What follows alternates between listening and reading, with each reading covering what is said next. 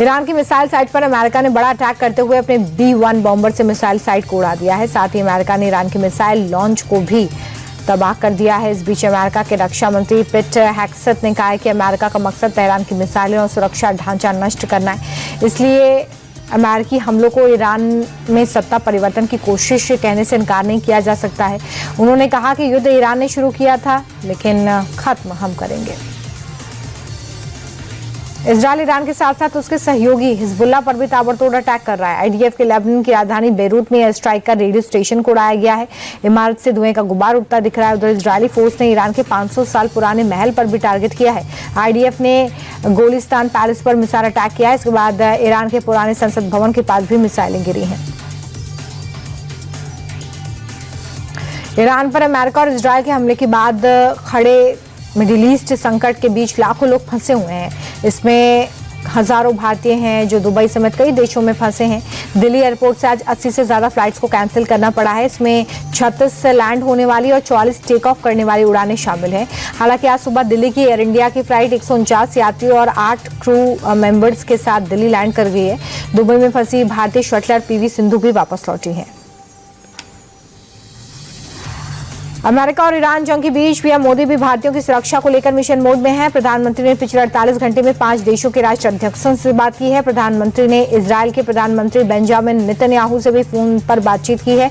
साथ ही यूएई के राष्ट्रपति शेख मोहम्मद बिन जायद अल नाहयान से भी बातचीत हुई है। प्रधानमंत्री ने इसके अलावा बहरीन के किंग, सऊदी अरब के क्राउन प्रिंस और जॉर्डन के किंग से फोन पर बातचीत की।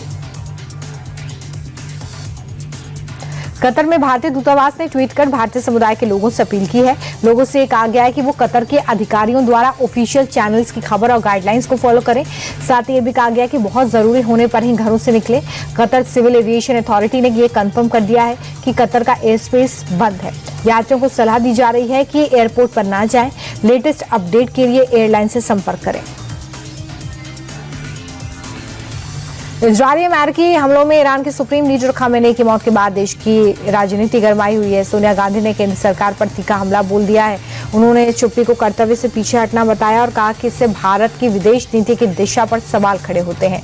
वो कह रही हैं कि जब किसी बड़े अंतर्राष्ट्रीय मुद्दे पर देश साफ रुख नहीं लेता है तो वो गलत संदेश देता है। उन्होंने मांग की है कि जब संसद का बजट सत्र दोबारा शुरू हो तो इस मुद्दे पर खुली और बिना बचाव वाली चर्चा होनी चाहिए।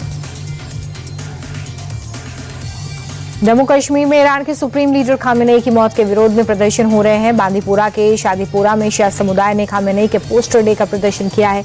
अमेरिका और इजरायल द्वारा ईरान पर हमले में खामेनेई की मौत की खबरों के बाद देश के विभिन्न हिस्सों में शिया समुदाय के लोग सड़कों पर हैं। आज भी बांदीपुरा में प्रदर्शन के दौरान समुदाय के वरिष्ठ सदस्यों ने शांति बनाए रखने की अपील की है। हालांकि प्रदर्शन के दौरान भीड़ उग्र दिखी।